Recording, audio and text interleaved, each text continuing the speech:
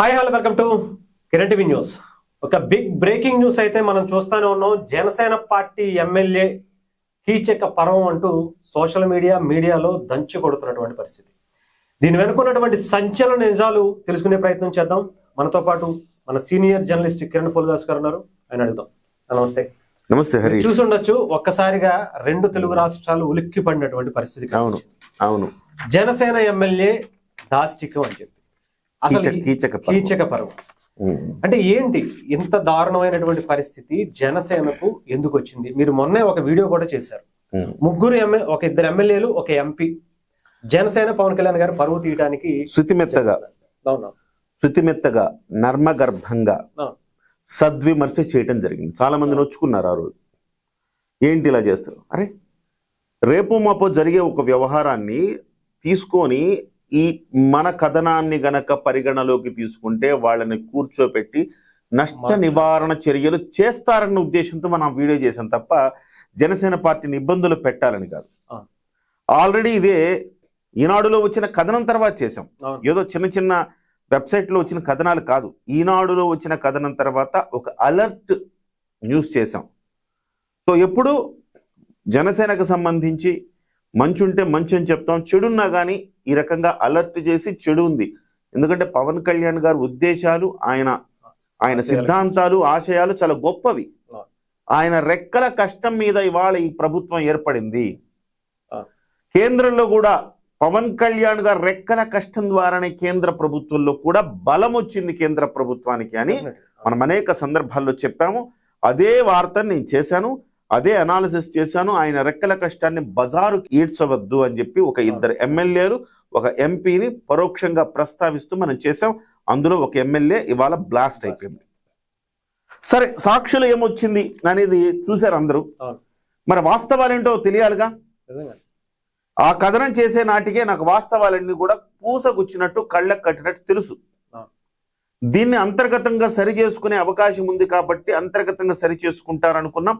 సరి చేసుకోలేదు. ముఖ్యంగా రైల్వే కోడూరు ఎమ్మెల్యే కూడా దీన్ని అంతర్గతంగా మీరేమైనా సరి చేసుకునే అవకాశం ఉందా అని చెప్పాలనుకునే ప్రయత్నం చేసినా ఆయన ఫోన్ దాదాపు నెల రోజుల నుంచి ఆయన ఫోన్ స్విచ్ ఆఫ్, ఎవరికి అందుబాటులో లేడు.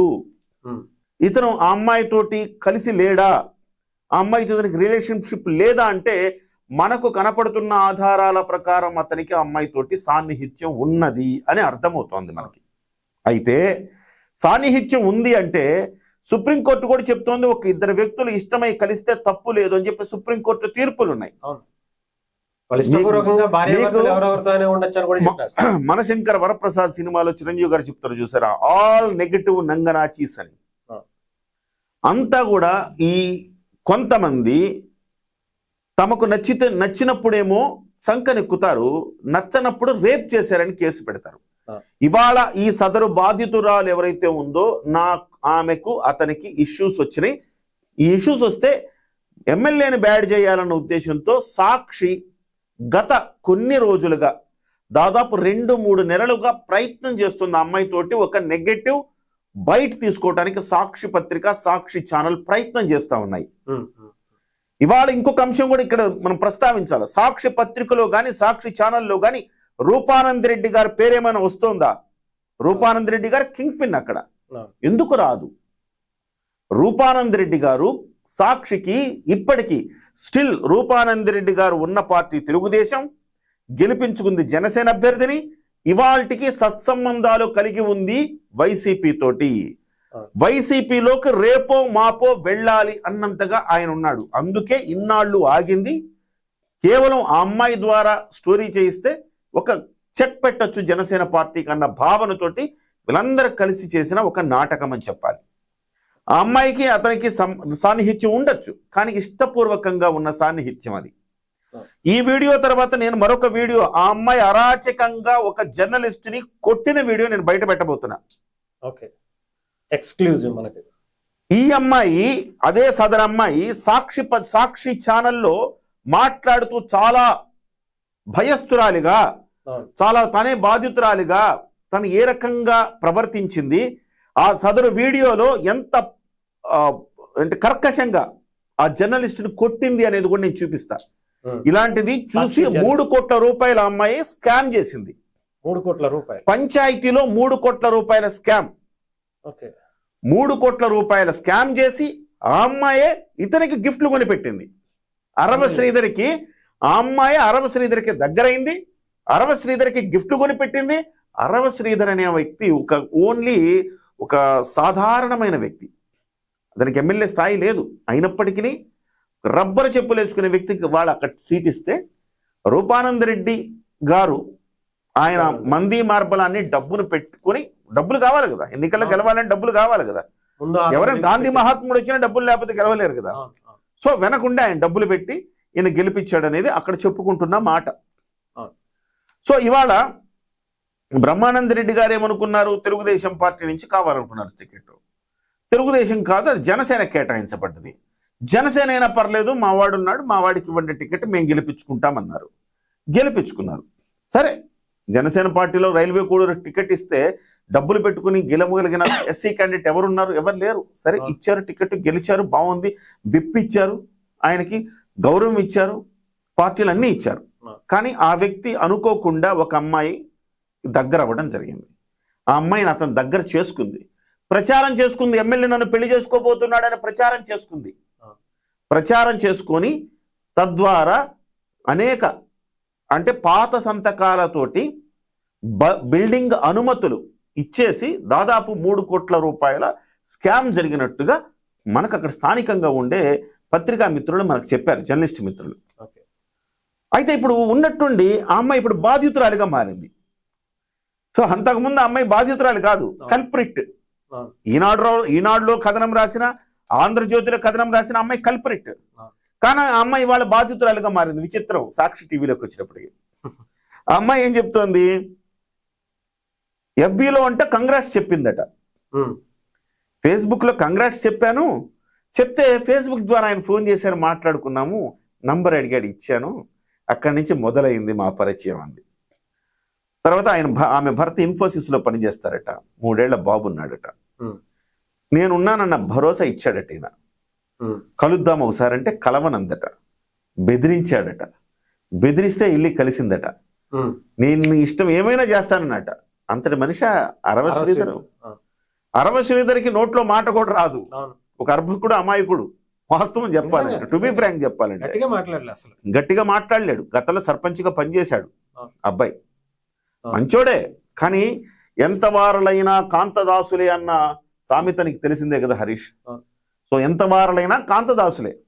సో ఆ అమ్మాయి వల్ల వేసుకుంది, ఇతన్ని వేసుకొని ఆ అమ్మాయి మీద 3 కోట్ల రూపాయల స్కామ్ ఆరోపణలు వస్తే ఇదంతా అతను బెదిరించి అతనే చేయించాడని చెప్పి వాళ్ళ చెప్తా ఉంది. దాదాపు 5 సార్లు, మొదటిసారి ప్రెగ్నెన్సీ వచ్చి కారులో తీసుకుపోయాడట. తీసుకుపోయి కారులోని రేప్ చేశాడట. ఈ అమ్మాయికి ఏం ఇష్టం లేకుండానే ఆయన కారులో తీసుకుపోతాడు, కారులోనే రేప్ చేశాడు. బెదిరించాడట. సరే ఆయన రేప్ చేయమందట. ఈ అమ్మాయి రేప్ చేశాడట. తర్వాత ఇంటి దగ్గర దించి ఈసారి ఇంకా రెగ్యులర్గా నేను అడిగితే రావాలి నువ్వు అని కొడుకుని చంపుతా అని బెదిరించాడట. భయపెడుతూనే 1.5 years అనుభవించాడట. ఒకసారి ప్రెగ్నెన్సీ వస్తే అబార్షన్ చేయించుకో అని కూడా బెదిరించాడట. ఈ అమ్మాయి చేయించుకోను అందంట. చేయించుకోకపోతే నీ భర్తను చంపేస్తాను అన్నాడట. అయినా నేను చేయించుకోను అందంట. అంటే ఇప్పుడు ఈ అమ్మాయి ఇతనంటే ఇష్టం లేకపోతే అబార్షన్ చేయించుకోవాలి, కానీ అబార్షన్ చేయించుకోదు, కానీ వాళ్ళ భర్తతో ఉంటుందా? వాళ్ళ భర్తను చంపేస్తానంటే అబార్షన్ చేయించుకుందంట. ఇది ఎక్కడ చూద్దాం, విచిత్రంగా కాకపోతుంది. అంటే వాళ్ళ భర్త కావాలి, ప్రెగ్నెన్సీ ఇతనితో కావాలా? తప్పు కదా, చేసింది తప్పు కదా. అబార్షన్ చేయించుకోమంటే ఇష్టం లేనప్పుడు అబార్షన్ చేయించుకోవాలి కదా. అలా చేయించుకోకుండా ఉంచుకుంటానంటే అర్థం ఏంటి?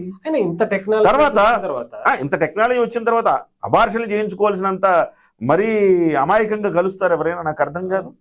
5 సార్లు ప్రెగ్నెన్సీ వచ్చిందంట, ఒకసారి కాదు 2 సార్లు. అంటే బహుశా ఆ అమ్మాయి అనుకున్న ప్లాన్ ఏంటంటే ఇతన్ని బ్లాక్మెయిల్ చేసి ఇతన్ని పెళ్లి చేసుకోవాలని ఆ అమ్మాయి ఈ ట్రాప్ లోకి లాగాలని ప్రయత్నం చేసింది. ఈ ట్రాప్ లోకి ఇరుక్కుపోతానన్న భయంతో అతను అబార్షన్ చేయించుకోమన్నాడు. సో ఈ రకంగా ప్రతి సందర్భంలో కూడా ఒక 5 times ప్రెగ్నెన్సీ వస్తే అబార్షన్ చేయించుకుందట. అంటే అర్థం ఏంటి? ఇతన్ని పదే ట్రాప్ లోకి లాగటానికి ప్రయత్నం చేస్తా ఉంది. ఇతని గిఫ్ట్లు ఇచ్చింది. ఇతను కొంచెం అమాయకుడు, పేదవాడు. కాబట్టి ఇతనికి ఏదైనా గిఫ్ట్ ఇస్తే ఇతను నా మీద ప్రేమతో ఇస్తుందని సంతోషపడేవాడు. ఇతని వెనక ఇంత కుట్ర జరుగుతుందని అతనికి తెలియలే. ఆ తర్వాత ఇప్పుడు బయటకు వచ్చి సాక్షి వాళ్ళు గత 3-4 నెలలుగా ట్రాప్ చేస్తా ఉన్నారు. ఇవాళ ట్రాప్ చేశారు, అమ్మాయిని ఒప్పించారు. ఇలా చెప్పు, Finally. నీ మీద 3 కోట్ల రూపాయల స్కామ్ ఉంది కదా, అది కూడా అతని మీదకి తొయ్యొచ్చు, అతని మీదకి ఈ నేరారోపణ తొయ్యొచ్చు, నిన్ను రేప్ చేసాడని కేసు పెట్టాలా, ఆ తర్వాత అది జనసేన మీద తొయ్యాలా, జనసేన పార్టీ వాళ్ళు ఎలాంటి వాళ్ళని చెప్పాలా. ఎందుకంటే ఇక్కడ వైసీపీ అలాంటిదే కదా, వైసీపీలో ఎలాంటి వాళ్ళు ఉన్నారు, బెదిరించి మీకు ఎంపీలే తమ లైవ్ కాల్లో చూపించి బెదిరించే వాళ్ళు ఉన్నారు. సో ఒకళ్ళేమో గంట అంటారు, ఒకళ్ళు అరగంట అంటారు. మొత్తం బూత్ పార్టీ అని వైసీపీకి పేరు వచ్చింది. మనం ఒక్కళ్ళం చెడిపోతే ఎట్లా, వాళ్ళు కూడా చెడిపోవాలి, వాళ్ళకి అంటించాలి. మనం ఒక్కళ్ళమే జైలుకి వెళ్తే ఎట్లా, చంద్రబాబు కూడా జైలుకి వెళ్ళాలి వేయించిన. మనం ఒక్కళ్ళ మీద ఆరోపణలు వస్తే ఎట్లా, ఆ పార్టీ వాళ్ళ మీద కూడా ఆరోపణలు రావాలి, ఆరోపణలు వచ్చారు. అనంతబాబే అట్లా చేస్తే ఎట్లా, మనం జనసేనలో కూడా ఎవరినైనా అలా చేసేవాడిని మనం గుర్తించి ప్రోత్సహించాలి కదా అనుకున్నారు. ఆ రకమైన ట్రాప్ చేసి ఇరికిచ్చారు. ఓవరాల్ గా ఇది సాక్షి అండ్ గ్రూప్ చేసిన ఒక ట్రాపింగ్, వండి ఉండిన కథనం. ఎంత దారుణంగా రాశారండి. కొడుకుని చంపేస్తాను బెదిరించాయంట. అంత మనిషి అతను, నాకు అర్థం కాదా. అరవ శ్రీధర్ అంత మనిషా? అరవ శ్రీధర్కి ఒకవేళ పొరపాటున ఆ అమ్మాయితోటి ఎంత వారలైనా కాంతదాసులే అన్నట్టుగా ఆ అమ్మాయి ట్రాప్ లోకి అతను వెళ్ళి ఉండొచ్చు.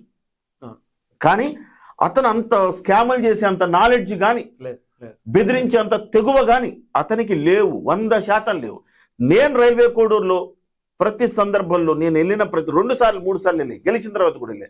ఎమ్మెల్యే అంతటి వాడు కాదు, అంత స్థాయి లేదు ఎమ్మెల్యే, కానీ మాట్లాడిన వాళ్ళే తప్ప లేదు. కానీ కింగ్ పిన్లు ఎవరున్నారో వాళ్ళ గురించి సాక్షి చెప్పట్ల. సో పేర్లు కూడా తీయట్లేదు.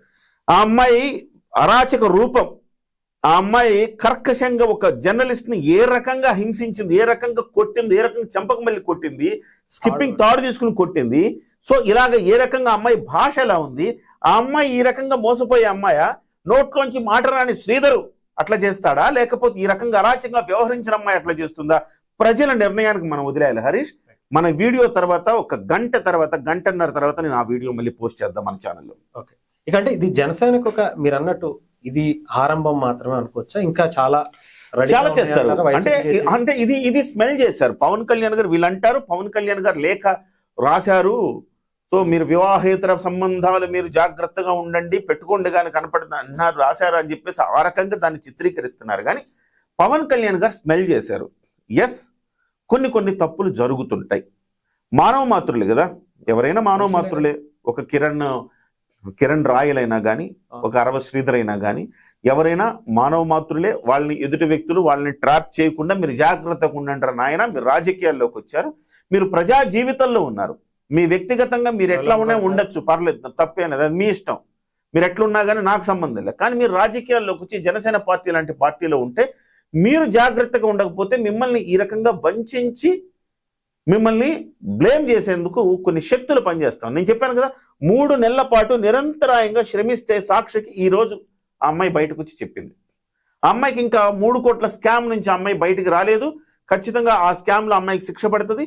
సో దీన్ని ఎట్లా తప్పించుకోవాలని చెప్పేసి ఈ రకమైన ఒక ట్రాప్లు వాళ్ళకి సాక్షి వాళ్ళ ద్వారా ఆ అమ్మాయి ఇలా నడిపించింది కథనం అని చెప్పాలి. వీళ్ళందరూ బయటకు వస్తారు హరీష్. దీని మీదట సంపూర్ణమైన విచారణ జరగాల్సిన అవసరం ఉంది. రైట్, ఏదేమైనా కానీ మరికొద్ది సేపట్లో ఆ వీడియో కూడా బయటకు వస్తుంది. దయచేసి ఛానల్ని సబ్స్క్రైబ్ చేసుకోండి. ముందుగా ఇలాంటి మీకు నచ్చినట్టయితే కనుక షేర్ చేయండి. మీ విలువైనటువంటి మీ అభిప్రాయాన్ని కూడా కింద కమెంట్స్ రూపంలో తెలియజేయండి. Thank you so much. Thank you.